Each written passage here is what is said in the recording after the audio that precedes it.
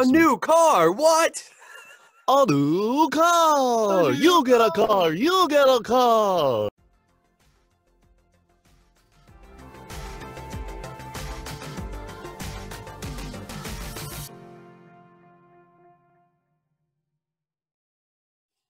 Welcome to Behind the Slate, where I sit down with fellow voice actors and other industry artists to have a fireside chat. I'm your host, Christian O'Boyle. If you'd like to know more about me, please check out my website at christianoboyle.com. In this episode, I'll be talking with Alex Brodie, a Canadian voice talent based just outside of the heart of Toronto, Ontario. Notable for his ongoing work as a morning host for the Daily Beast's morning show, Brodie has a warm, welcoming, and energetic voice to match his disposition. Coupled with his love for plaid and all things beard, he's basically your friendly neighborhood lumberjack. I understand you're a photographer. That's absolutely fantastic, actually. Yeah. Do you do like headshots and all that kind of stuff? Or I do headshots, but my main income for photography is interior design and architecture. See, I was going to ask. I was going to see, is it like a human subject, or is it buildings and whatnot? Yeah, no, so it is the architecture. I started off portrait like almost 90% of new photographers, and it worked for a while, but there's quite a few talented photographers in our area, and I had the interest in already like HGTV magazines and all that stuff. I already had that interest in interior design. So I kind of went that avenue. Weddings just wasn't my thing, and stuff like that, and headshots was low and few. So yeah. Oh my God, weddings can be an insane headache. I mean, the payoff is great, but the stress that goes into it, as well as if something goes wrong, ooh, the PR and just the face value, like the face time that you have to put in with the client just to fix something, especially like bridezillas.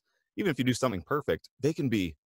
Yeah, when you work with somebody and their passion project and whatnot, they're a lot more personable. You can make a better connection with them, and they're more likely to remember your face and your work and come back to you, especially if you leave a really good impression, right? Yeah, I always wear a bow tie on set for interior designers. Nice. So I'm known to some of my some of my clients as like the photographer that wears the bow tie. Yeah. So that's my branding.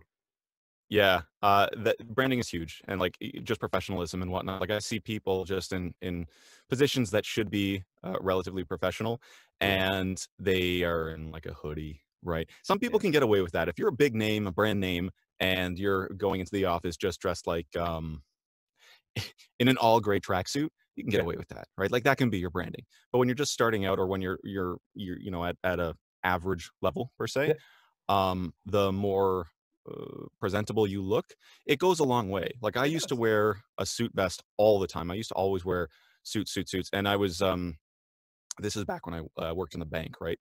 And this wasn't like a higher position. This was me just kind of like putting in my my groundwork or whatnot, and the clients remembered me. Like even the staff, they remembered me, and I always got favorable treatment.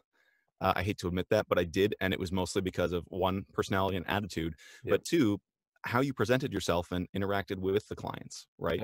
And you know, the amount of compliments that would fly through just because of my outfit for the day, it goes a long way, right? It shows that you care, which is the most important thing. So how do we approach that? How do we apply that to voiceover? I think that would carry into branding, right? How you present yourself, especially in social media.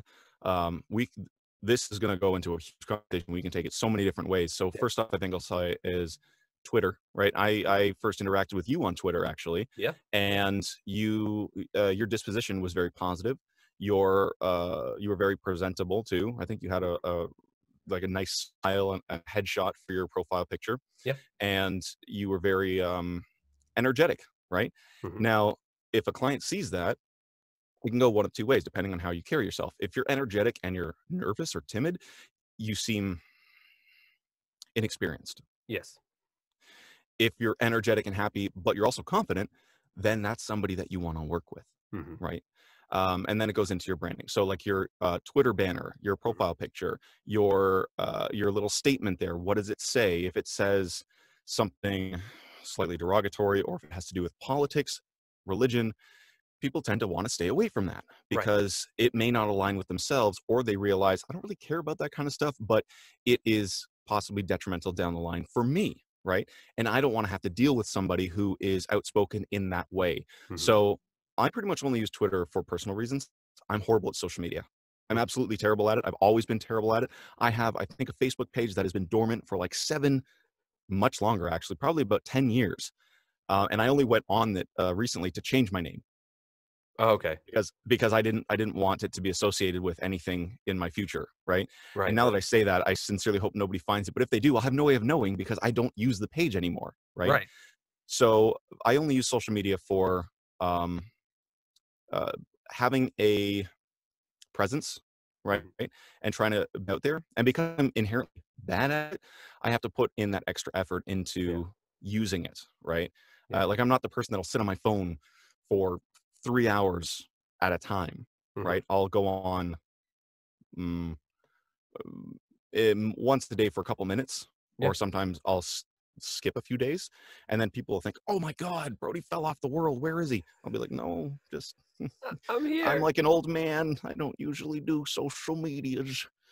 Oh, I was gonna say networking. So networking is like you kind of personally network. You don't do it for the clients. That's correct. Yeah. Huge thing with networking is I like to do it in person, Right. right? But if I do it online, I put in that extra effort. I will write out the email. I'll do some research, and it's hit or miss, right? Mm-hmm. You won't always get it, and if you don't get it, oftentimes when I was first doing it, I would be a little bit crestfallen.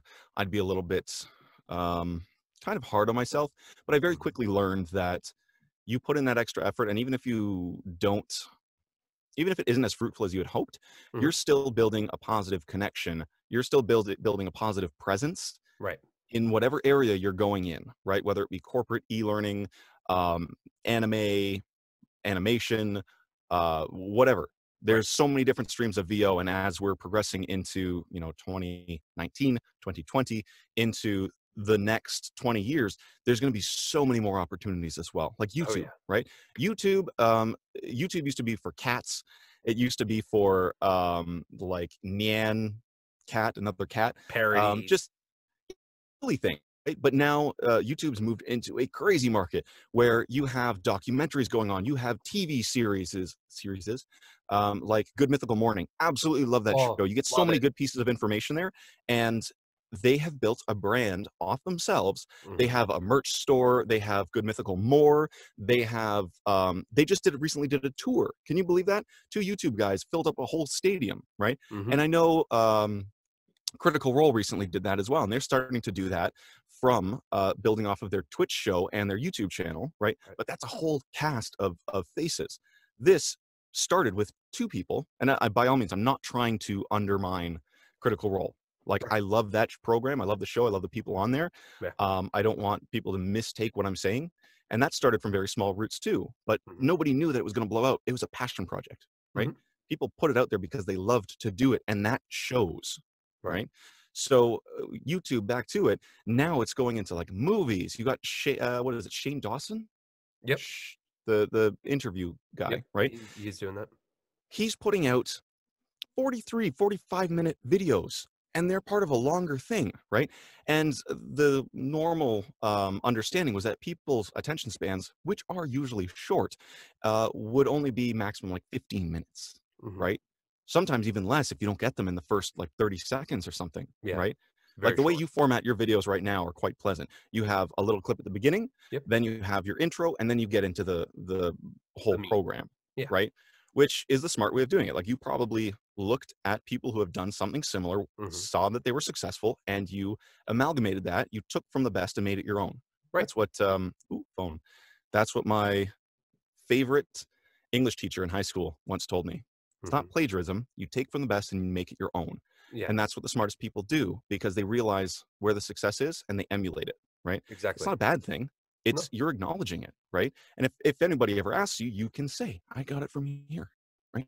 I'm paying homage to them. Yeah, and the thing is, I didn't take it from one specific thing. I took it from many other formats, like 10, 20, 30 successful YouTube channels are doing the same thing. So it's not like I can't point to one video. It's like, oh yeah, this was really good. I like this. I don't know. I just know this is this format that I've always liked. Now you mentioned confidence Yeah, uh, earlier. Why do you think it is important to have confidence when you're voice acting and having confidence in yourself? for sure. That's a really good question, actually. So, first of all, let me say that there's a fine line between confidence and cockiness, Yeah, for lack of a better word. yeah. Or Um, egotistic. yeah, Right, right. You, I think it's important. Like, I'm extremely humble as a person, right? right. And even saying that is like kind of ironic because you're making a huge statement about yourself, and it's like I'm still getting into that motion of making statements that I fully believe and stand up for. Hmm. And that goes into like self-love and kindness and support and all that kind of stuff that we can talk about later. But um, when you're confident, you also have to be humble, I feel, right? Yes, Like, pay respect to the people that you're with. Like, for you, for example, thank you so much for bringing me on the show. of course. So one thing that I was always taught growing up, I like to think that I was raised very, very well, right? With manners, which again plays into everything. Right. I don't go anywhere without bringing a gift. So I actually have something for you today. What? And yeah, yeah. Okay, so I sent you the gift, if you will. Well, thank you. And you can you can tell the audience what it is when you get it. I'm gonna drink A some. new car. What? A new A car. new You get a car. car. You get a car. This was actually given to me by Tony, by the way. Oh, so cool. Yeah, when I went Tony's down a to great visit guy. him and his family in Chicago. Dude, that is epic. So when I found out I was coming on the show, I created this for you. And if you want, you can tell the audience what it is right now. It is a vector artwork of myself, and it is Yeah. very well done. Uh, Oh, Thank you. something I threw together for you. I recently shot out a tweet, um, actually posing the question. I didn't think it would get the response that it has gotten, and it was talking about profile pictures and Right. whether to go with headshots Hmm. or to go with drawn images, right? Yes. Right. And in that vein, I thought to myself, hey, well, I'll throw it out there. Because I'm actually working on a project right now, and I showed it on Instagram. And then a friend of mine messaged me and was like, hey, what do you charge for commissions? And I went to an art school and all this kind of stuff, but I didn't Hmm. expect, like, again, I'm humble and ultimately shy. Right. People throw around the idea of like imposter syndrome a lot. I think Yeah. I may have like the smallest case of it, right? But I put it out there just for fun and practicing the idea of self-confidence and whatnot. Yeah. And a friend messaged me, he's like, yo, what does this cost? Can you make something for me? Like, I want you to remake one of my logos. Yeah. I was like, whoa, sure. So what I sent you is kind of in my style. It's a little more realistic than what I usually do. Yeah. What I do is more scary, creepy, No worries. Yeah. haunted No, alley kind of look. that's really cool. I like it. And I think that a lot of people in kind of ties into the confidence and imposter syndrome. There's quite a few people who have this, I don't know, this feeling that they're not worth what they are. Mm, And I honestly think if people are willing to reach out to you because they like what you do, whether hmm you're a professional, a hobbyist, someone new in this creative field, if someone's coming to you, it means they like what you do. You're not hmm being an imposter in any way. And I feel that these people, you're getting paid and people are putting trust in you that they enjoy what you do. If you audition for something and you're like, I reached and I tried, but I got the role, honestly, they're putting faith in you. You're not an imposter. You're truly in showing what you can do. You can grow and you can learn and you can have experience and stuff like that. But I feel that people need to, and I think it rolls into you need to have confidence in yourself. Yeah. Um, I think also it, I grew up around a lot of artists. Yeah. My aunt's a painter. My grandfather's a painter. My uncle's a photographer. He worked for the Toronto Star. And even in school, like when I went to a Sheridan University or University of Toronto, Mhm. there's so many people there and artists in general that they love what they do, but they're so used to taking the criticism far too harshly, Yeah. right? And the whole point of the class is to take the criticism with a grain of salt, right? Because you're going to get that in the real world. Usually, people in the real world actually tend to be a little bit nicer because people are scared of hurting people's feelings these days. Yeah. It's it's so sensitive. Um, it's a bizarre landscape that we live in right now, like Hmm. in terms of being PC, politically correct. Yeah. Um, I hear, and I don't want to touch base on this too long, but I Yeah. hear comedians are getting so much flack for telling jokes, Yeah. right? What is a comedian's job? It's to make people laugh. And oftentimes people laugh by pushing boundaries, right? They are not there to be malicious to people. They are not there to genuinely hurt one another, right? Some people mistake what they say, and that's a huge thing with social media these days. People will misquote somebody and then use it in a different context, and then all of a sudden you create this firestorm That that happened the to new Crispin Freeman. did it He was really he recently. was misquoted, yeah. Very Oh, recent. I heard that. Yes, he reached out to um AMBD, was it? Yeah. No, he reached out to them. He said, "I don't appreciate you misquoting me," Yeah. in a tweet, I think, and they fixed it. Is that correct? Yeah. Yeah. They fix So everything. what was the quote? Um, I didn't dig into it because by the time I kind of really started looking, oh, what happened? They kind of fixed everything. So they mhm, deleted all their tweets, re-quoted everything, and said, "Hey, we're totally sorry. Here's yeah, the." They ended up posting the full interview as well, so that yeah. people could watch it and actually see what they talked about. Now, that is, I would say, the best way of handling things because you have a problem, right? This is probably the most adult way of dealing with things, and a lot of people can take note of it. There was a problem. It was called out by the person who was misquoted, right? Not in any sort of rude way, but he stated the problem. He stated how he felt. He Mm-hmm. didn't go name calling or anything like that. He asked them to, fix it. From what I remember, I may be Yeah, misremembering the exact tweet, he but the said, gist of it. please fix it or remove it." Right. So you identified the problem, you shared your feelings, and you posed a solution, Yep. right?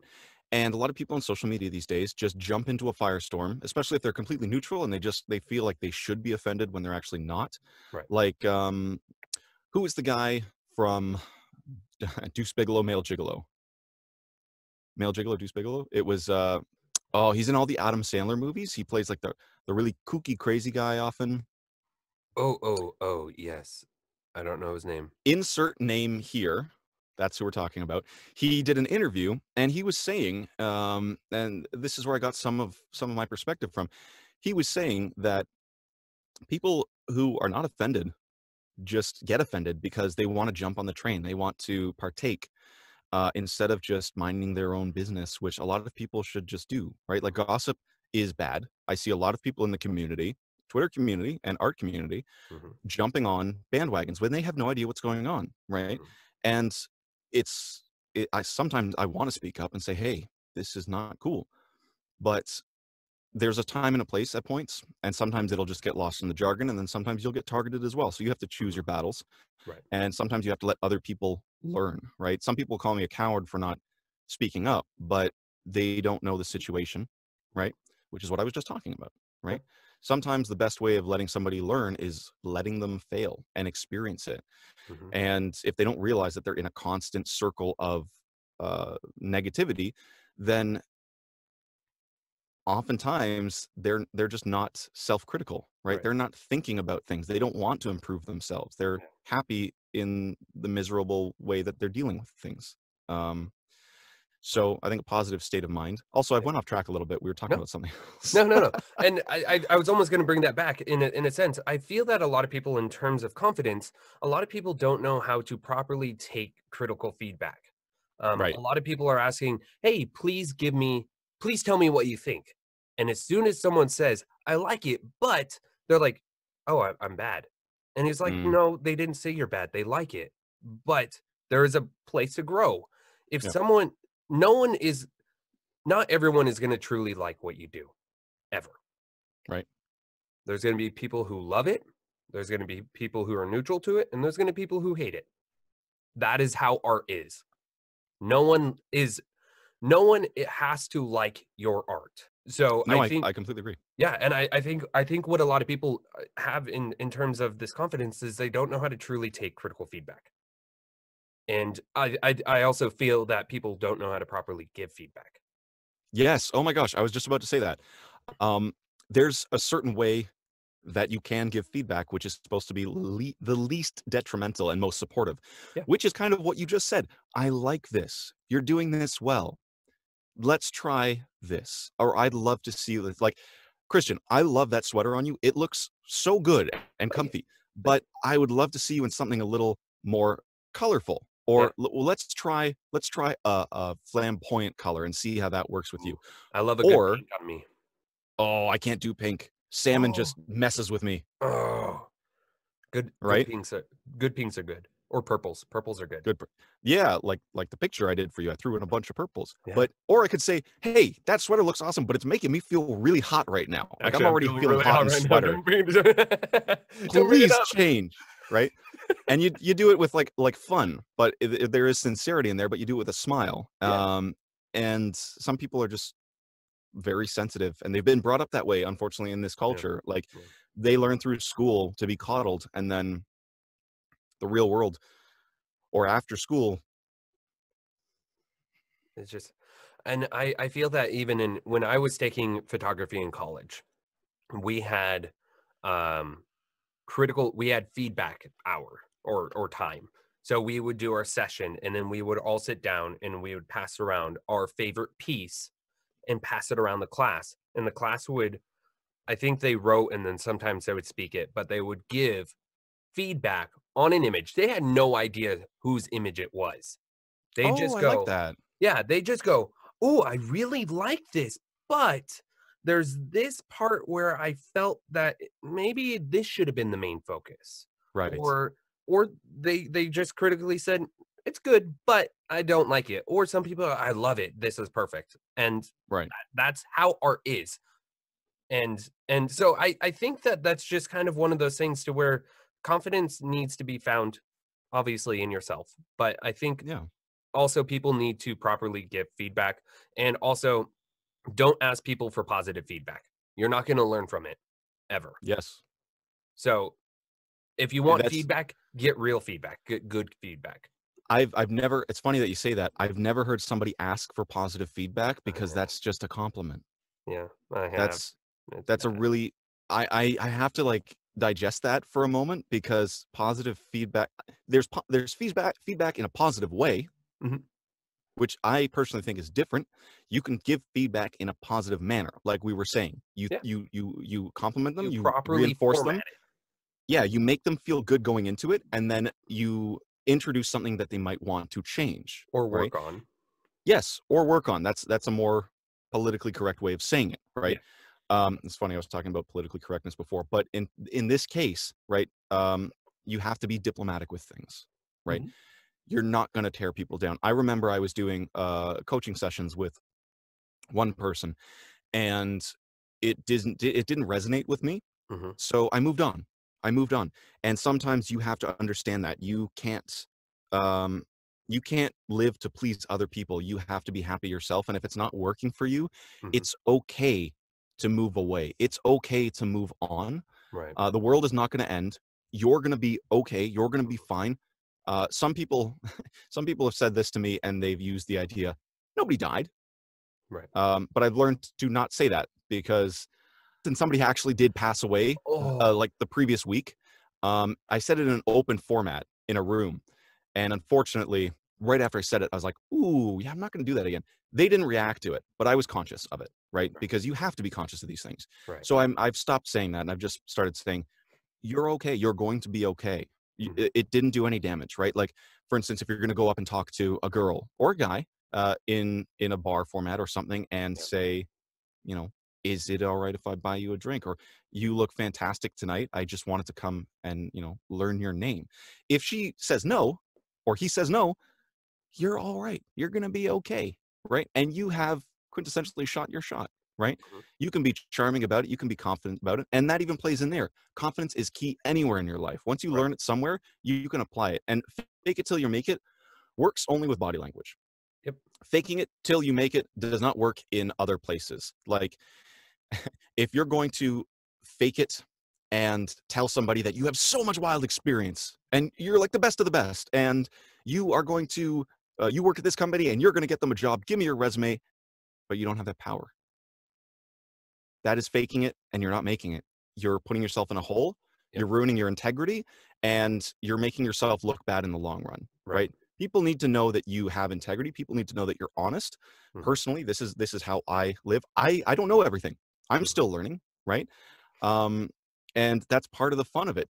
Use your colleagues, use your coworkers, use the formats that are out there, like Chuck Huber's class, Mark Cashman, absolutely fantastic, very affordable. He knows absolutely so much, and he's very good with feedback, very charismatic, makes you feel good while you're learning, right? Yep. Yep. Crispin Freeman, again, he has so much knowledge in the animation industry. When you do his group course, it's amazing. I haven't done his one-on-one I course, have but done a 101 with him.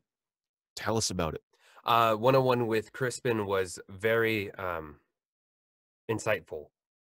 He would have you do the approach kind of like you did in the group, but once you Mhm. approach something, he kind of really dug into where is it coming from, where where's your where's your acting coming from, who are you, why are you them, and Mhm. really digging into getting the emotion out of the script. Mhm. I learned immediately that when you get a script, you read the entire script. You don't just read your part. Yeah.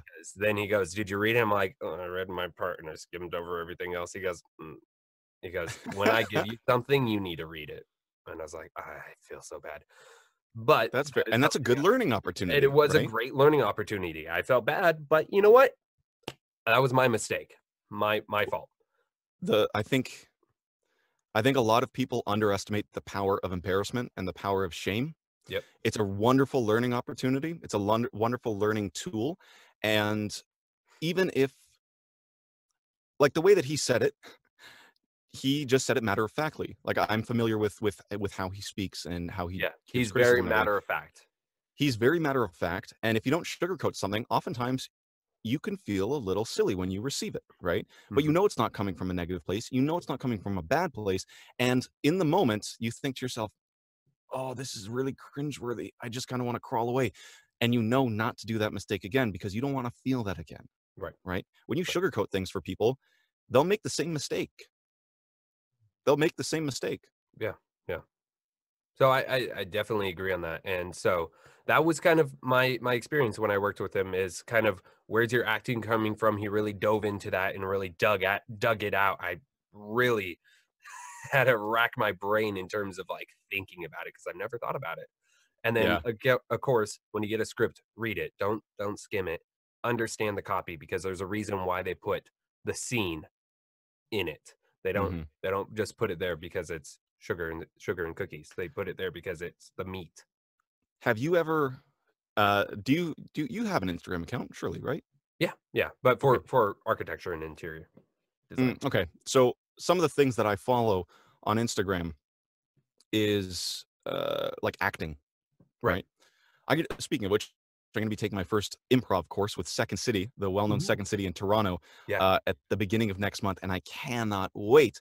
It's going to be eye-opening, and I'll be sure to share once it actually happens. But Right. I follow a lot of art things on Instagram, and one of the things that I really do enjoy seeing is they'll have a scene play out, Mhm. right? And underneath it, you'll have the copy rolling through as the scene plays. Okay, So yeah. you can read what's happening and see the scene play out, and you can see the actors, processing the script because obviously they read it and they're very intimate with it, right? Right. So I'll watch it a few times often, and just like I'll watch the scene, I'll read the script, and then I'll watch the scene and read the script at the same time, and see the nuances that are being introduced there. And this is on-screen acting, right? Right. There is a difference between voice acting. Acting is still in there. You still have to know how to act, right? One of the Right. reasons why I'm taking the improv course is because I know I can improve on that, right? Right. My bread and butter, which I think is most people's bread and butter, is like commercial work, like narration work, and like corporate work, right? I don't have any Which, butter right now. I just have the bread. hey, you got something, man. You I'm got working something, and for the butter. You have wonderful voice. Like, I know you're going to do great. Like, I listen to your demos and all that kind of stuff. And I know you've been working with Tony, and he's fantastic as well. Mhm. The biggest part about both of us is that we know we can continue learning. Yep. Right. Some people, I can't actually even think of one right now that thinks they're at the top of their game. Because as soon as you think you're at the top of your game, everyone else surpasses you. And Mhm. I know there's a lot of professional actors who are still taking coaching from other actors Yeah. because there's still something to learn from someone else, always. And I do agree. As soon as you get lax and you go, I got this, I'm good. Yeah. You kind of just you stagnate, and then people go and just pass you. Yeah. Well, 2019 to myself, this is the year of learning for me. I Yeah. pulled back from a lot of auditions because I want to focus on training again. Like, I'm in a place where um I I'm in a place where I'm comfortable pulling back, right? Um I make money from voiceover, I make money from other places as well. Mhm. And I'm comfortable pulling back and just focusing on training, right? Right. Which again is like improv courses, acting courses, one-on-ones, Mhm. right? And Workshops.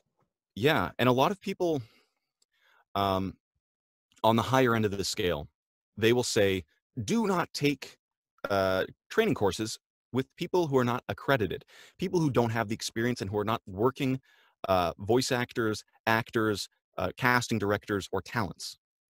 There's truth in there. There's also, you have to take it with a grain of salt Right. because they're talking within the realm of their own fees and Right. credits, right? If they're charging $300 an hour for training, there's a reason for that. They know what they're doing, Yep. they're popular, Mhm. and they can produce, right? Mhm. Like, for instance, JMC, right? John Michael Collins. Yeah. J. Michael Collins. Um, he he's a working actor. Mhm. He produces demos. His schedule is so tight, and he also needs family time. We all need time to ourselves. We need time to decompress. We need our personal life, right? Mhm. He has so much on his plate that he can only it only makes sense to him to train somebody for $300 an hour, Right. right? Right. There's other people who do it for a little bit less. I think the going rate right now is between like 150 to 200. Correct me if I'm wrong, depending on who you're going with and what stream and how much experience they have. Yep. But if you're going with somebody with a little bit less experience, be prepared to pay a price that reflects that, right? You may not get as much from them, but you'll definitely get the practice from riffing off your colleague, right? Mhm. And you can do it. There's free groups out there. Go on Facebook, go on Reddit, go on. You can probably find something on Twitter as well, right? Discord. Discord, yeah.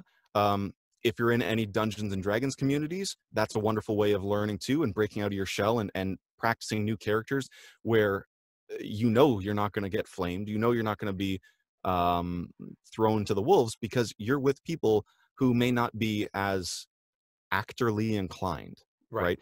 And you can comfortably kind of let loose a little bit in a very open and welcoming environment Mhm. because that as well is one of the most loving communities out there.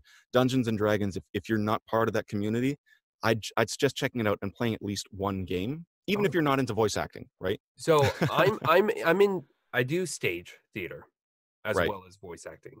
And Um, so does your wife, and so does my wife. She does stage acting. She's right? actually in the show right now as we're talking.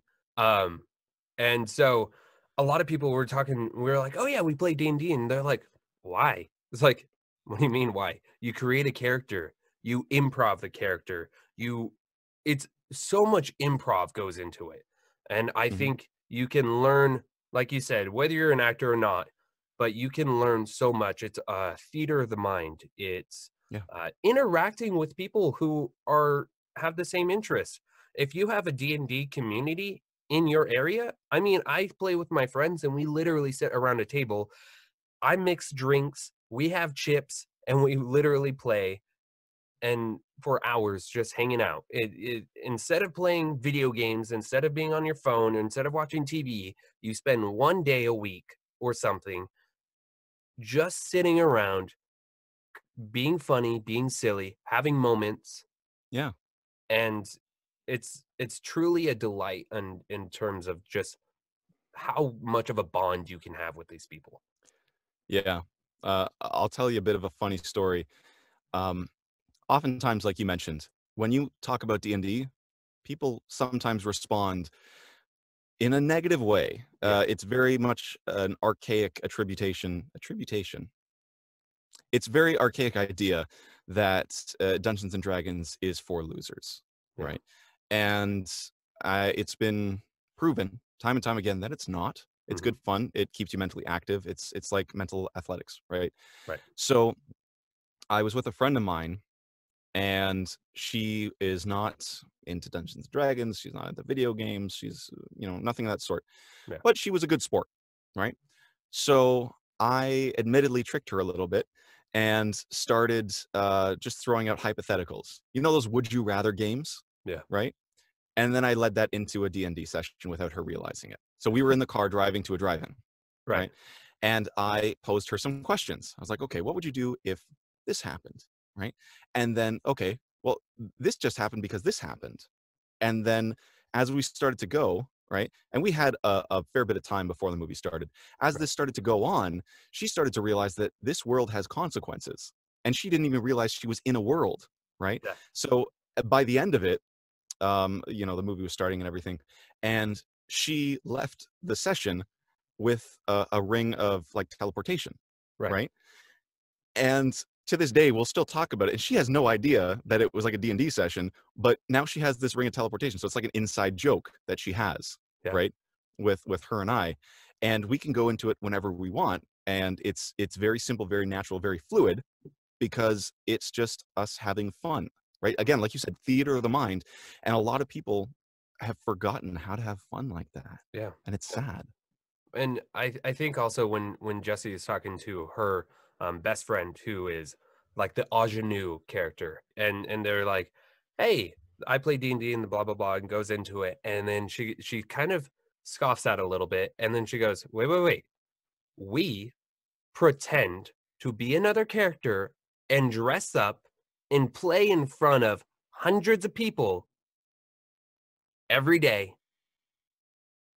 What's the difference?" And she goes, "Oh." She goes, "I Yeah. never put it in that perspective." Yeah. Yeah. Yeah, I mean, once you explain it to people, because again, Mhm. people are so hung up on predetermined ideas, or they'll fall into societal norms that they believe Right. is the not the average, but the majority, and they'll do it out of comfort, because tying it back to confidence, they're not confident with themselves, they're not confident with their own ideas, they're not confident to stand up and do what they want to do. Right. For years, I was a people pleaser. For years, I wasn't comfortable with myself. I did the fake it till you make it kind of thing, Right. right? And it wasn't until my 27th birthday that I really kind of fell in with myself, and I started realizing that it's okay to say no. I know improv is going to be yes, yes, yes, right? But it's okay to say no in your life. You can walk away from things. You can not do things. You don't have to commit and say yes to everything. Mhm. FOMO, I don't feel it anymore. I hated the feeling of FOMO. I don't feel it anymore. I don't care. If other people are going to go out and do things, or if other people are going to participate in a project that Mhm. I would like to, but I just can't donate that time, or I can't, I'm not in the space mentally or physically or, personally to Yeah. contribute to it, that's okay. I'll watch it sail by and I'll wave with a smile and wish them the best. Yeah. And honestly, I'm okay with that. Like, I'm at that place in my life where I am okay with that. And that feels really, really good. Yeah. That's awesome.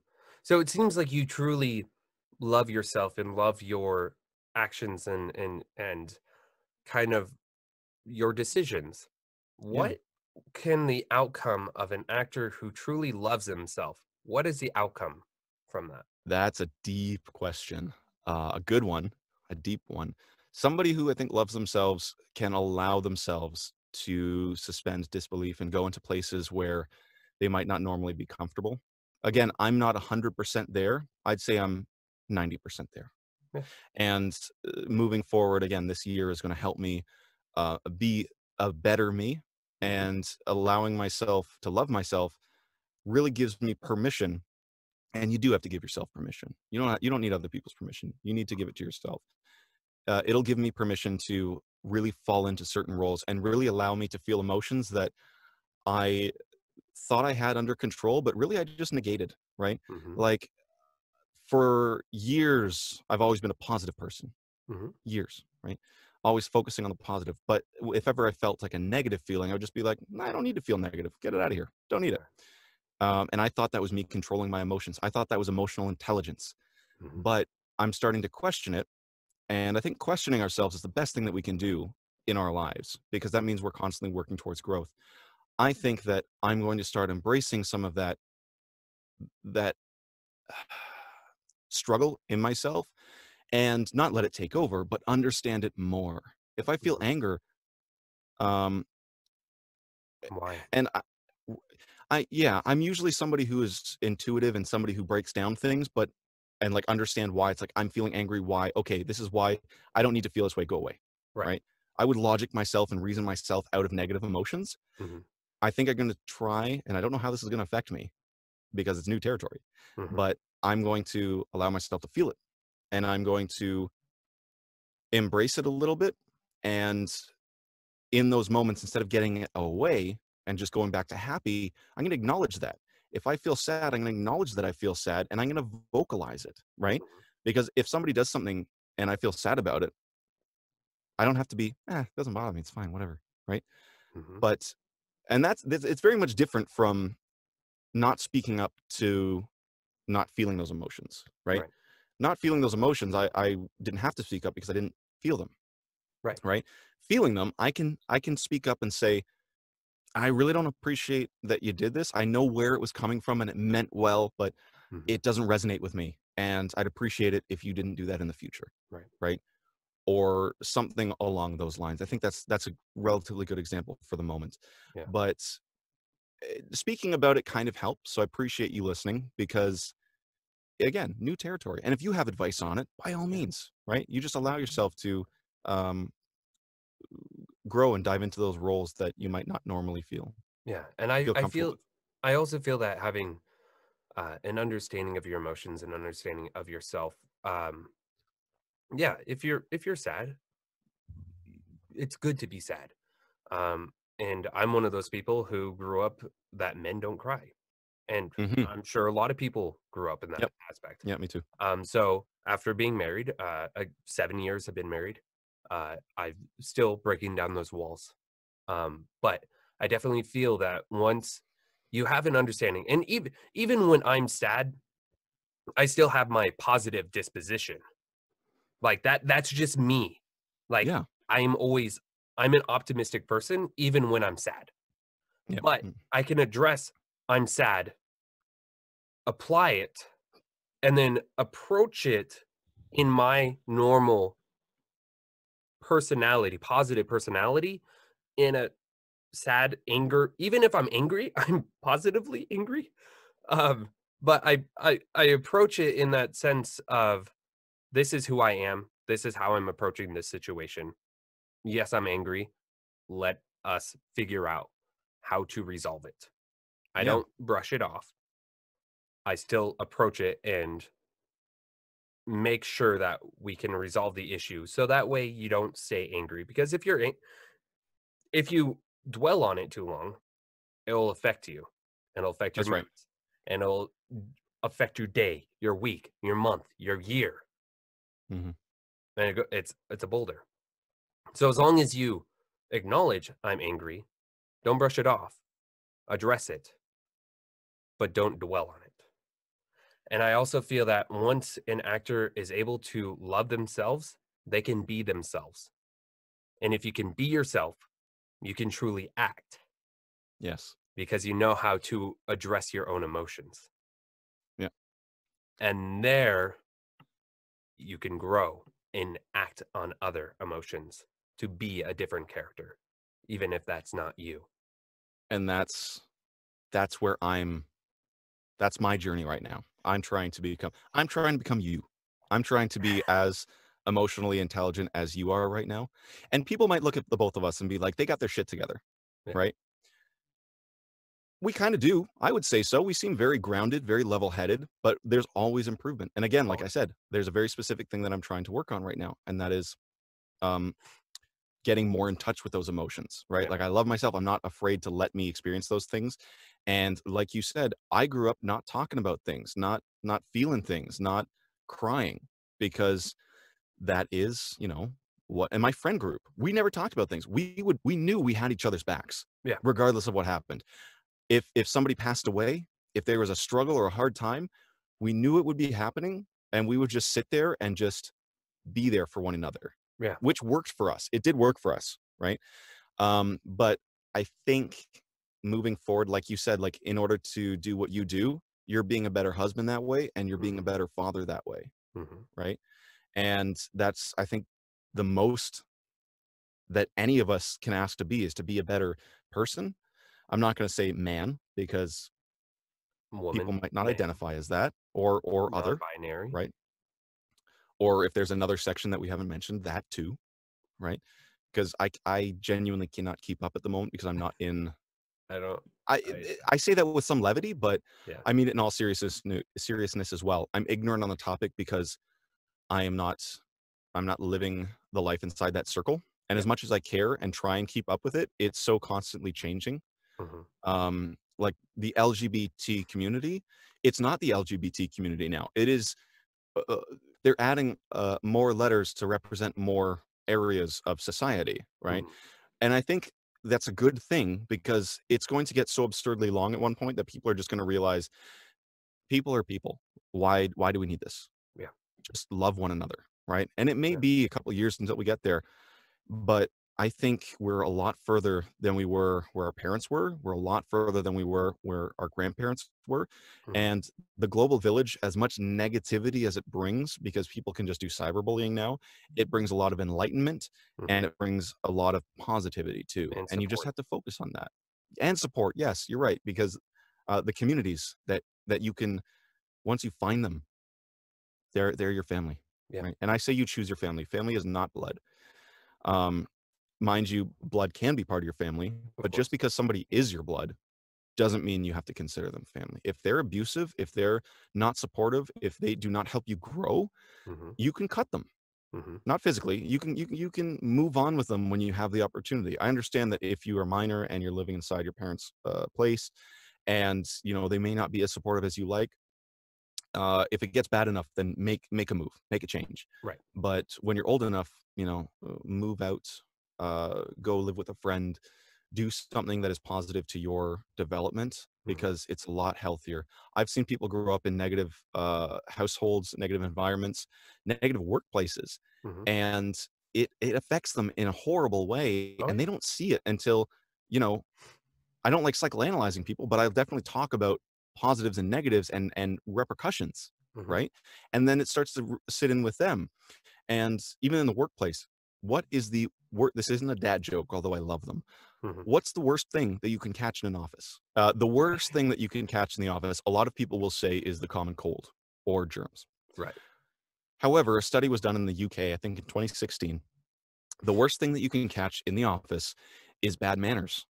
Yes. It's a negative attitude. Mm-hmm. And it shows that in a corporation, if somebody's having a poor day and they take it out on one of their colleagues, right, it will spread. All of a sudden, you'll have a bunch of people treating each other badly. And that's why on Monday, if you have one grumpy person, it turns into a bad Monday. And it's quintessentially known as just a crappy Monday every week, because it will spread, Yep. right? Yep. And people don't realize this. Again, if you're not consciously aware, and if you're not trying to be the best person that you can be, it's so easy to be influenced. It's so easy to take that home with you. Yeah. A manager will put down a project which you put your heart and soul into, and then you'll take it home to, say, I don't know, you'll go out for a beer after work with a friend, and then you'll take it out on them, and you'll just be a basic dick. And And then then they'll they'll take it have to a their bad day, family. and then they'll rub it off on someone else. Yeah, and it goes down the chain. And I mean, all of a sudden, a pet's getting kicked because a father treated his kid poorly, and the kid's always been dealing with this nonsense. And then the kid thinks, "Oh, I'm going to take it out on somebody that I can take it out on, because I'm a kid. I can't do it to an adult or somebody. I don't have siblings. I have a pet." Bam, the pet gets it, right? Yeah. And this is heavy stuff. And I apologize that I'm bringing it up, but Yeah. people don't think of this often. And hopefully, just talking about it raises awareness. How you can truly affect others on how you either come off, how you treat people, and stuff like that. It's really good stuff. So, in a sense of confidence, in a sense of loving yourself, um, now we're going to get a little bit into branding. Yeah. Why, what is the difference between using a caricature? Thank you again so much for the artwork. I'm going to be I hope tossing. you enjoyed it. It was fun making it, I man. do. It's a lot of fun. So what's the use of using a caricature or a headshot? Because this is a hot topic all the time. It is. It is. And the amount of outpouring of comments that I had on that tweet, I just noticed it. And I put the thought out there, right? Yeah. And I have so many different opinions that people threw in their 2 cents. And that's what I appreciate about Twitter. And it was all done in a positive way. I framed the question. I'll read it to you, actually. I framed the question in a way that was non-invasive, not judgmental. Mhm. And I consciously did that because I don't want to target people. Yeah. I'm just asking a question. And this is what I said. Is it strange that so many people hide themselves behind digital drawings? I opted to change my avatar to a drawing in order to try out a new skin for branding and see if it fit. However, I'm realizing many people are using them because they're not comfortable with themselves, Mhm. right? Mhm. And the interaction that I got with that is, again, a lot. And every person that commented something different. Some people did it for branding. One person did it because it was a joint account for a writing account, Mm. right? And it just made sense. You can't have like two writers squished into a photo and have them try and just represent themselves. Yeah. Their photo made sense for them, right? Right. It is all situational. Tony brought up a really good point. He said that he's been hearing from the mouths themselves of like directors, casting directors, and all that, that using a photo is discouraged Mm. Mhm. because of typecasting. Yes. They will see your photo and think, no, we were hoping for somebody a little bit more manly, or hoping for somebody a little bit more effeminate, or hoping for a person of color, or so on and so forth. Right. When you use an avatar, a drawn avatar or digital one, it's it raises, it's not concrete to show what that person is, Right. right? And they can make their interpretations from there, and then maybe go on to their website and listen to their work and whatnot. Right. Right. So I'm still undecided. In all I am honesty, too. I loved, and yours again. I go back to it. Yeah. Your profile picture is you smiling. It's happy. It's energetic. It's enthusiastic. It draws you in. So, in general, what got you into acting? I've always been a bit of a goofball. I think you can probably gather from now that I usually wear a smile on my face. I've always been energetic. I think most of the Alexes, my mom will hate me for telling this story, but hi mom. My mom always says that she did not like the name Alex. And I hope I'm not getting her in trouble here.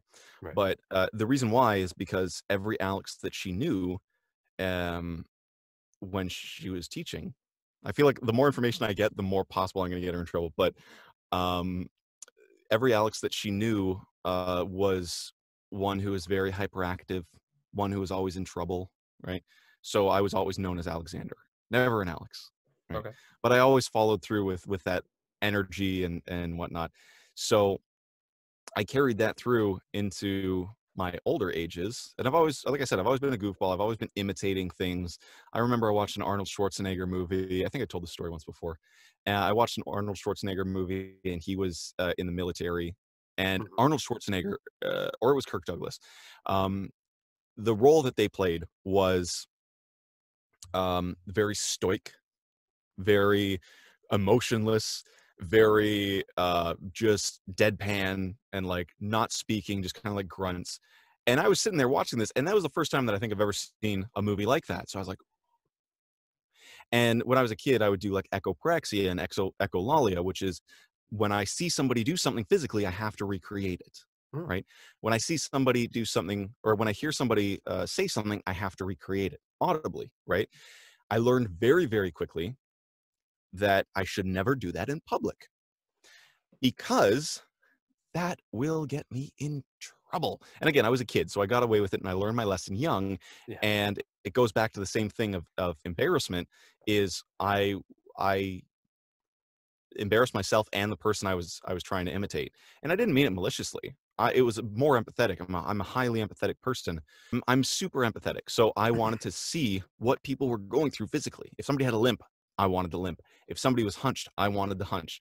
If somebody had no legs, I wanted no legs. I know that sounds crazy, but Right. I think that was my inner actor in me. And when I was in high school, I had an opportunity go into psychology, go into acting, go into visual arts, and I went with visual arts Mhm.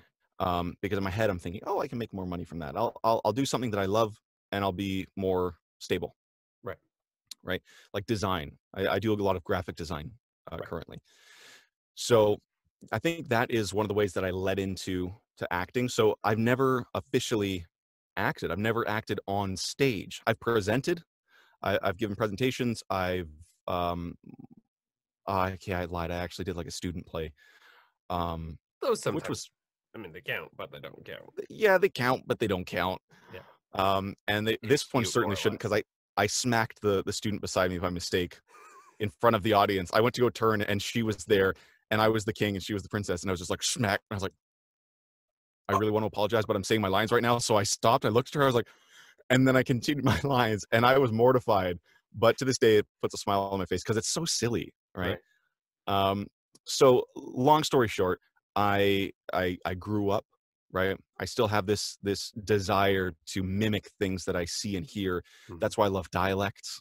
I'll listen to people say speaking with an Australian accent or an Irish accent. There's so many different Irish dialects. Oh my goodness, it'll blow your mind. Um, and I'll want to recreate it or certain emotions, right?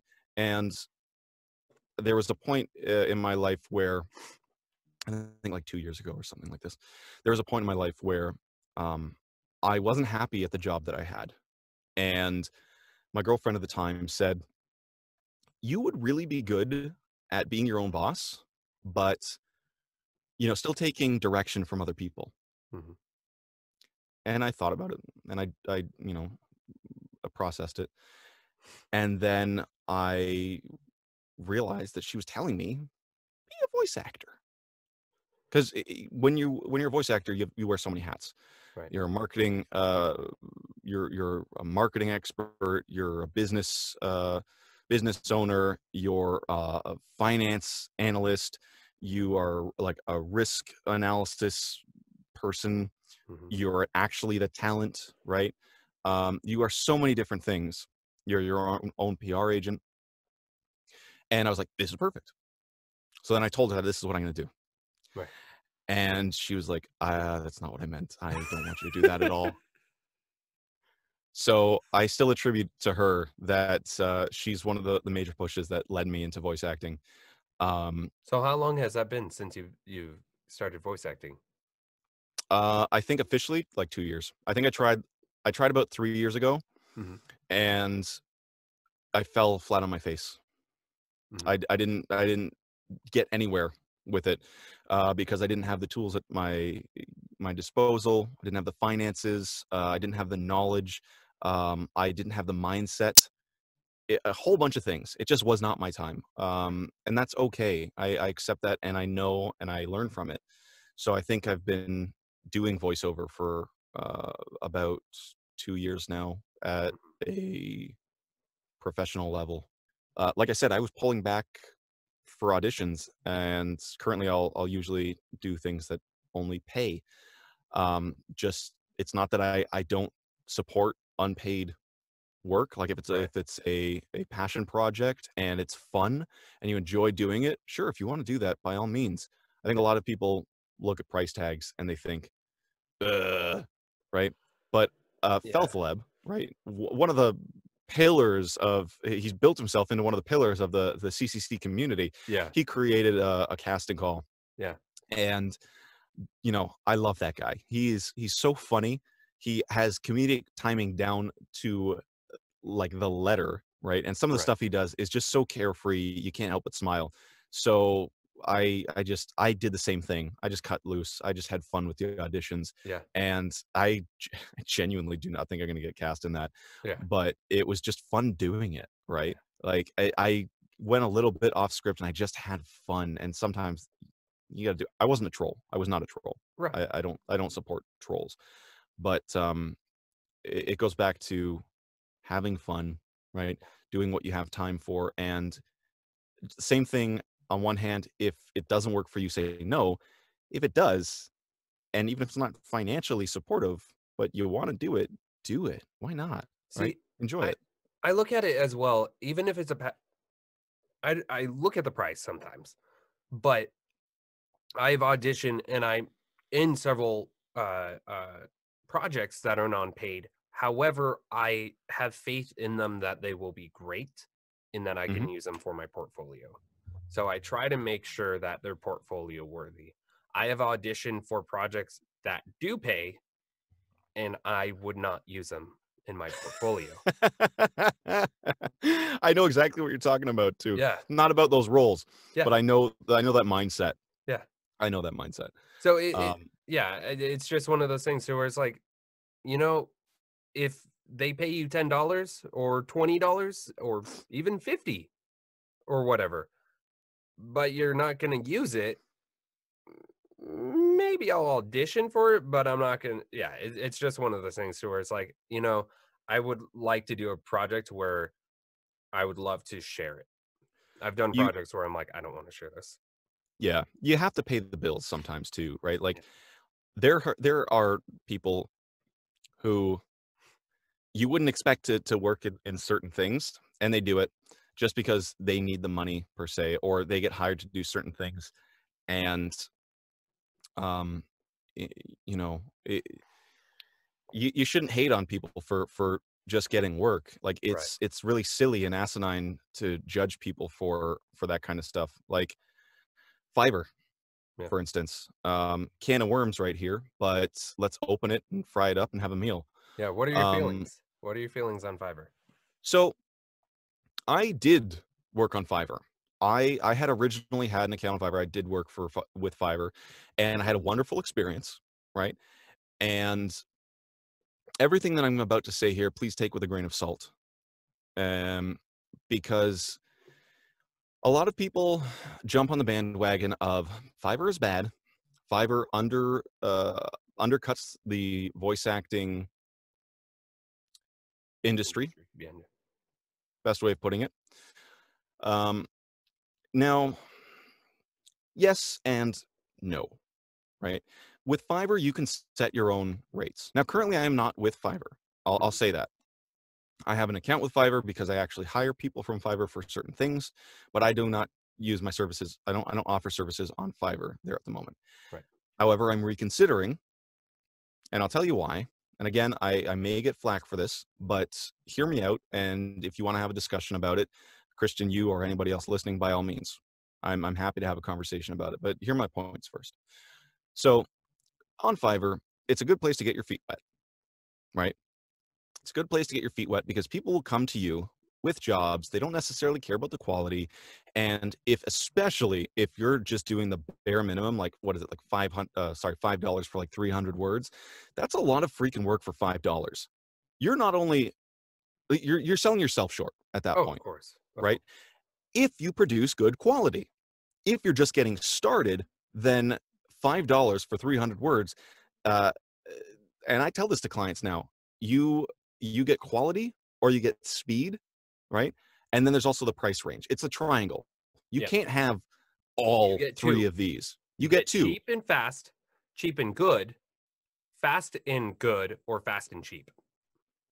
right? So if it's fast and good, you're paying an exorbitant amount of money. It ain't But cheap. the counter to that is this. On Fiverr, you can set your own rates, Mhm. right? People have their own rate cards. So if you go to, let's say I'm in search of a talent, okay? And I go on Fiverr because of word of mouth. Fiverr's amazing, and there is very good talent on Fiverr. Mhm. There is good talent on Fiverr. There's good talent everywhere else as well, Mhm. right?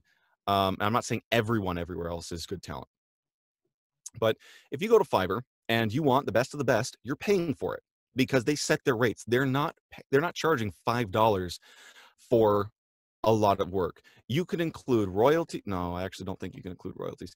You can include uh, stipulations. You can include whatever you want on there, like whatever you buy can only be used for a year, right? And then you can go back and follow up with them. And if they're still using it, you can ask them to pull it because legally you can, because you have stated that. You If have I'm wrong, copyright. right? And you can sell copyrights and that kind of stuff. You can sell unless it's changed since I've done this. And if I'm wrong, please. You can't sell copyright. The only way, well, I mean, you can, but the only way you can actually officially transfer copyright based on the copyright laws is it has to be physically handwritten letter. Or I Okay. don't think the letter has to be, but it physically hand signed. And you have to give it, only one person can ever own the copyright of anything. That's interesting. Mm-hmm. Now, is that United States only, or is that? I believe I know that's on the Copyright Act of 1970, which I think is United States. So obviously, when it comes to like Europe and other countries, copyright might be a little bit different. But I know the United States handles copyright in that way, and I'm sure Canada is very similar.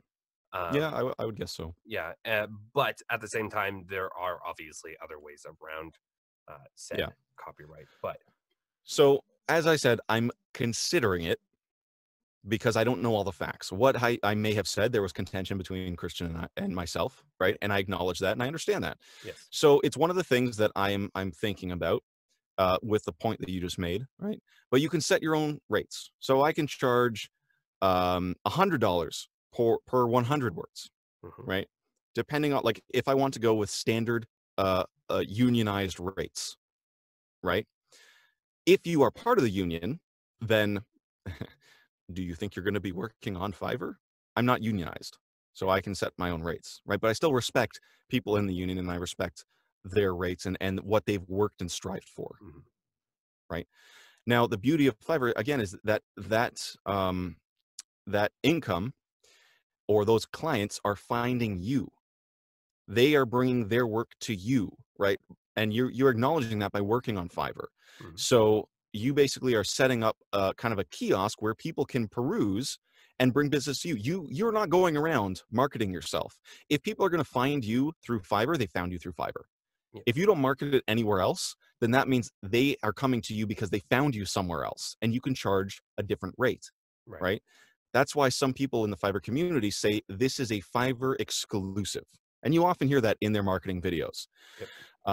And that branding there comes a long way too. If you're going to invest in Fiverr and you want to pay or you want to charge a lot, invest in a good marketing video, right? And make sure you have proper demos, because you're demanding something which you've put a lot of effort and time into, and what you should be getting paid. You are the only one that can dictate your worth. Right. And I encourage people not to undersell themselves, but some people oversell themselves, and they don't get business because they're not worth that much yet. Right. And that's a very touchy thing to say. I acknowledge that. Right. So there may be contention there. Right. But that's one of the things that Fiverr does, is it is a marketplace where people are looking for business. So, And sometimes cheap business. And if you have your rates set there and they don't go with you, that's fine. They don't go with you. But if you do get a job there, that's passive income essentially, because you're not paying for marketing, right? So there's ups and downs, there's cons, because some people are afraid that the Fiverr world will knock out the higher end gigs and jobs, and people will start reverting to Fiverr. Is that true? I don't know. You know, I could be wrong, but I think a lot of the projects that come around Fiverr are people who aren't really willing to pay professional rates no matter what. However, they're willing to reach out to, say, someone who does do that industry, that art, that whatever the service is.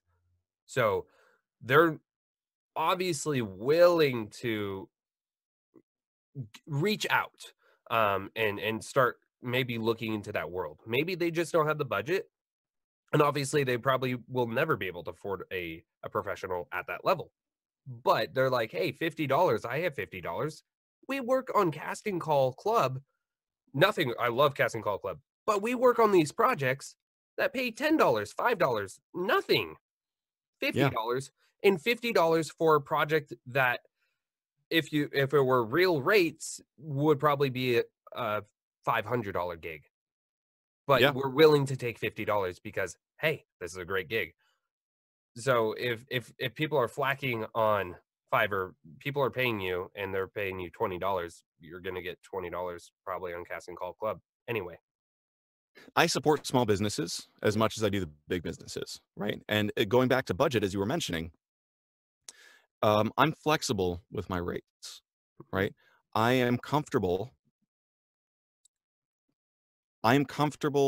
having a discussion about adjusting rates or making things fair if you're in a position that you need some consideration, right? And you're not going to see a giant company like Toyota, per se, go on Fiverr.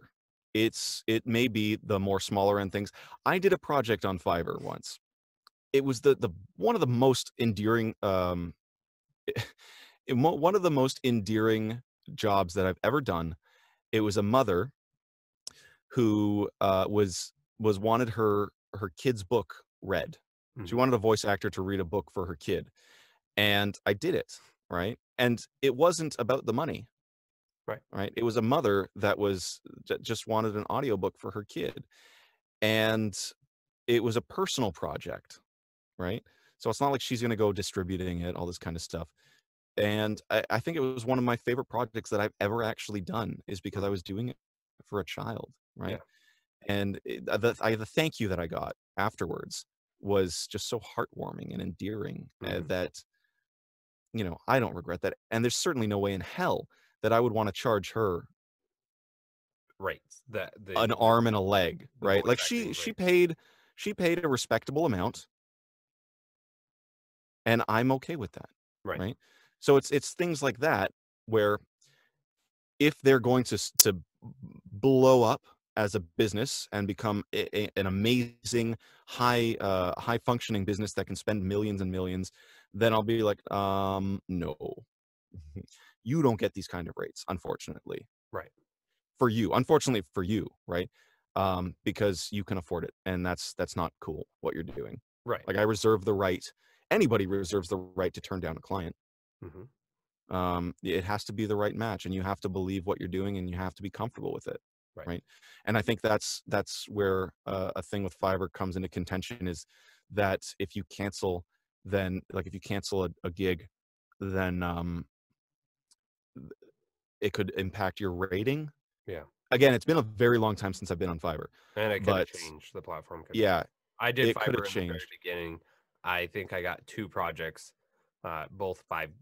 That's one of the reasons why I dropped it. They were like trying to nickel and dime. They're like, oh, let me just remove this one word so it doesn't go up to $10. And I was like, okay, really? No, I was like, no, it's a charge. You want the script edited after I recorded it? You're paying for that like edit. Before I recorded, they're like, how much is it? And I was like, I don't even remember what it was. And they had like 55 words, and maybe my rate was 50 words. So they removed 5 words and then hand me to the script. They're like, I just edited it so it's be at the $5. I'm like, so that's one of the reasons why I ended up dropping Fiverr, is just because of a lot of gigs I was getting. I was like, you're really nickeling, diming $5 versus $10. Once I increased my rates, I found that I was making about the same amount, but I was doing a lot less work, and I was dealing with a lot more respectable clients. Is that the right way of saying it? Maybe respectable is not the right word, but that's the word I'm going to use. They were respectful of time and talent, whereas certain people who were wanting to charge, or wanting to nickel and dime, it was a headache, and you don't charge them for the back and forth. You don't charge them for the conversations and the justification of why you're doing certain things. So as you kind of climb that ladder up, you get to people of higher, again, I feel like this can be insulting, but higher caliber, higher quality. So the Fiverr debate is still open, but I think if that's where you are and that's what you need to do, or that's what you want to do, because again, it can add a couple grand or more to your annual income. Hmm. You can consider it if you have the time for it, if you don't have other things to do. And you don't have to be shamed about it. Right. You don't have to take flack from anybody else. Everybody follows their own path, right? It's for some people, it's not for others. That's why some people are making over 100K a year on Fiverr, and Fiverr now has a pro section. Like I said, I hire some people from Fiverr. They Hmm. have a pro section which you're charging like thousands of dollars for some work, like the design work. I don't think there's a voiceover pro section at the moment, but like for design, you see the stuff that they do, and it's beautiful, it's gorgeous, and Right. they're charging a lot for it because they're considered in the professional section.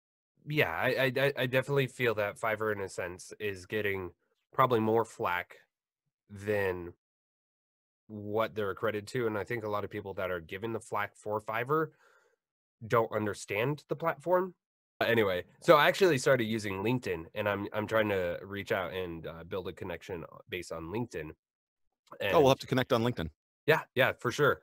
And I'm trying to reach out into trying to do explainer videos and e-learning and stuff like that, because I feel that expanding out of the video game and animation area, I would like to at least start making some sort of an income where voiceover can actually start paying for itself instead of it coming out of my photography. Right. So that's why I'm trying to maybe go out a different avenue, because commercials are a little bit harder to get into. So that's why I was like, maybe explainer videos. I think that connections is very important. I feel that even just having this networking with other artists and stuff like that is very important. And I know, are you going to VO Atlanta? Yes, actually. No. The connections are huge. VO Atlanta is amazing. The first year that I went was last year. Met some fantastic individuals. VO Atlanta is happening at the end of March into April. But basically, VO Atlanta is a wonderful, and it's the world's largest voiceover convention, right? So it's a good way to kind of get your feet wet. Sorry, I'm hitting my bass traps. No, you're good. It's a good way of getting your feet wet. Um, Now it's an investment, that's for sure. Right. I think since some of the cast of Casting Call Club, since we all went and kind of opened the eyes to some of the community, they've they've really latched onto it, and people from that community, there's way more going this year. Right. There was just us last year, to my knowledge. I think there's like 700, like 800 people going. Massive conference. And this year, I think there's like 7 people from the community that have, paid for plane tickets, the whole shebang to go and learn from some of these industry professionals. Like Bob Bergen's going to be there. Dave Fenoy was there last year. I don't know if he's going this year. One of my absolute favorite individuals that I've ever met, AJ McKay. He has done work with Joe Cipriani. He's done work with, he's actually currently on the roster with JMC. He works as one of their demo producers, right? So he's going to be there. And you just, I think I met like hundreds of people. I was flitting around like a butterfly. I was meeting so many cool people. I was learning so much. And I still keep in touch with a good chunk of them, right? So I highly recommend it. It's going to be a Yeah. wonderful time. There's learn hard and there's party hard. How does someone benefit from this connection and from all of these workshops that they're doing? So like any networking event, this is very much, um, it's a learning event. It's a networking event. It's not a place where you're going to find business, right? It's a place where you're going to be welcomed and loved by the community. It's so unbelievably welcoming. So many different walks of life, people from different countries, and you benefit because throughout the day, it's built that at any hour or any period, there's uh, there's a seminar on this, there's a panel on this, there's a talk about this in 1 hour in all the different rooms, Hmm. right? There's audition things. If you want to connect with agents, you can connect with agents. If you want to get an X session, like a not a one-on-one, but like a group session specifically with some of the not higher end, some people that are offering the courses, then you get in that, and it's smaller classroom kind of based stuff, like maybe Right. like 10 people, Mhm. right? Which is invaluable because even if you're paying like $120 for it, look at the stuff that you pay for now when Right. you're trying to get training. It's all in one place. So you're supercharging your future. You're supercharging a lot of your knowledge. And like I was saying, there's different panels. There's like stuff on anime. There's stuff on audiobooks. There's stuff on adult audiobooks, because that's a huge market too. Mhm. If you didn't know this, if you want to read, obviously, if you're into the audiobook thing and you want to read, it's a lot of work, but it can pay well and it's Mhm. consistent, right? Right. And anything you can think of, there's marketing classes, there's e-learning classes, Mhm. right? And how to target them. There's business classes. A lot of people don't think of the business side of voiceover. They don't Right. think about their taxes. They don't think about um, how to run it like a business. They're not thinking about retirement. What Mhm. happens if you go full time and you lose your voice? What happens if you go full time and um, worst case scenario, you lose it permanently. You Right. get throat cancer or something, right? You could Pulse. you could very well shift your voice into a very specific niche of voice actors that sound more raspy, or because post surgery your voice is going to change Right. regardless, right? Right. And maybe you won't be able to read as long as you could. Maybe you're not going to be able to read for hours on end because inflammation, or your voice just doesn't work the same way. Your body does not want to speak as long as it has before, Mhm. right? So you have to think of long term as well. You have to think about retirement. You have to think about investments. You have to think about vacations. Do you get time off during the year? Do you work a 9 to 5? Do you break your days down to, again, some people don't think about this, but if you want to go full-time voiceover, you have to think about, okay, this part of my day is going to be emails. Like you said earlier, you don't want to be on emails, right? This part is going to be emails. This part is going to be network building. So I'm going to be on LinkedIn here. So my first hour of the day after I get my coffee, you can still be in your pajamas, but you're still working, right? Is going to be emails. Then it's going to be marketing. Then it's going to be auditions. Then it's going to be, this block is actually for recording. Mhm. Am I going to be working over the weekend? Do I get weekends, right? We love what we do, but just because we love what we do, that doesn't mean it's not going to be a headache sometimes. Right. It's just going to be worth the headache. Preparing for burnout. Preparing for burnout, you have to keep that in mind, right? You you you don't want to burn out, You don't want to right? burn out, And but you have to have the mindset as well. yeah, what's your contingency if you burn out, Yeah. right? Are you going to take a sick day? Can you afford a sick day? Are you going to take a half day off and maybe spend it with a loved one or a pet, or go to a spa and just kind of like, but then again, you're spending money at that point to get better, Yeah. right? Right. And, are you saving for the sick day? Are you putting financial money away as well as mental fortitude for that day, Right. right? So some of that is talked about in those classes, going back to VO Atlanta. Yeah. Um, yeah, so keep that in mind, right? And VO Atlanta again brings these things to the forefront of your mind. Yeah. So it is important in my opinion. There's different conferences outside as well. Right. So if there's one closer to you, go to it. Segueing, where would you like to see yourself in 5 to 10 years? 5 to 10 years, I would like to see myself doing voiceover full time. Right now, I'm not, Mhm. right? Because I am making money elsewhere, Mhm. right? I'd like to see myself doing voiceover full time, which I firmly believe that I will and I can, Mhm. right? I really like to, one of my goals is to do a voice for CD Project Red. That developer is absolutely fantastic, right? I'm comfortable with doing, um, let's say, like I said before, um, like explainer videos, tutorials, corporate stuff. Yeah. Um, I would like to see myself far more comfortable with acting. right? Because I can do things, um, but I don't know if this is my humbleness coming out or just because I'm bad at it.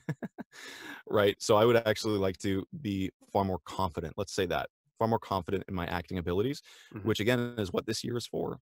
Yeah. And it's going to continue. My training is always going to continue. It's never going to stop. So one day I'll be coming to you for training, right? Because you will have learned things that I will not have learned. Right. You will have picked up things that even if we listen to the same podcast, Hmm. even if we listen to um, a different even if we go to a different course or the same course, you'll have Hmm. picked up something different than I have, just Yeah. because that's how brains work. We don't pick up everything the same way, so you'll be able to impart something different on me, and And that's vice the beauty versa. of yeah, that's the beauty of networking and um, having your friends support you and asking for that help, Right. because we all need a helping hand now and then. Hmm. So long story short, where do I see myself in 5 to 10 years? Still being happy, still enjoying voiceover, and being more successful at it. Yeah. Is that beard gonna get a little fuller too? 5, 10 years? Yeah, I don't know. I've had this debate with a few people already. This is, I think, the longest I've ever had it, Right. and It's looking I love it. looking spiffy. I think that's the Plaid longest I will get. to this length, My length. My or length is my oh, longest. okay. It looks good. I mean, it suits you. Like it. I think that my beard may grow longer. We'll see how it goes. Yeah. But beard and plaid, that's my jam. Yeah. That's my jam, man, and coffee. You're a urban hipster. I've been called that before. I actually have these glasses too, which kind of, you know, There you go. Yeah. yeah.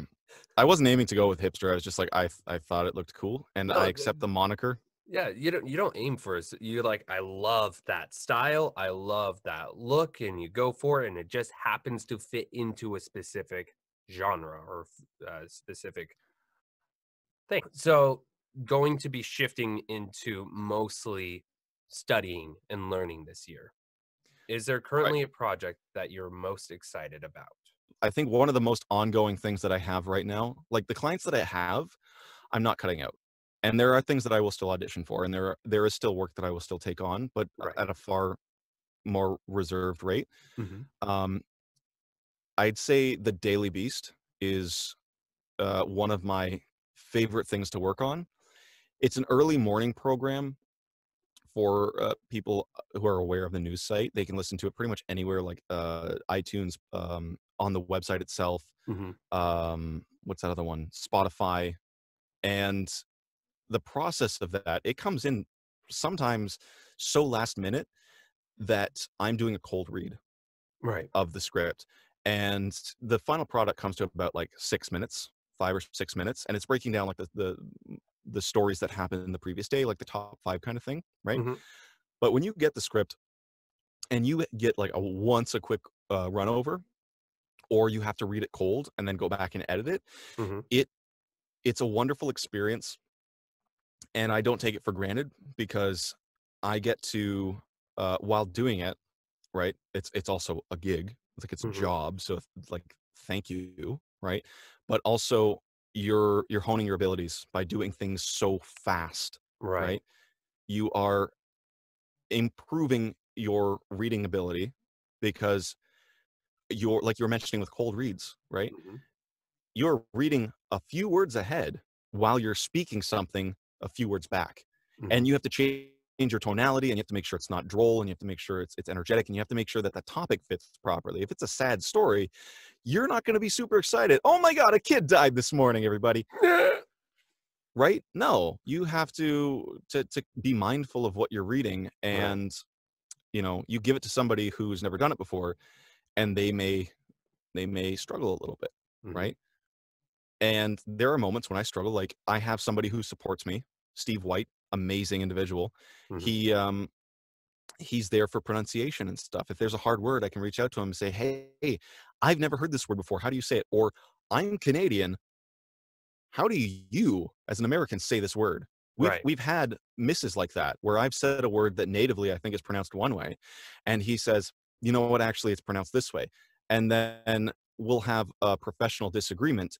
But then this happened earlier on, right? And then I realized, oh, hold on, no, there's a cultural difference here, American versus Canadian, right? Right. So now when he says that things are pronounced a certain way, I'll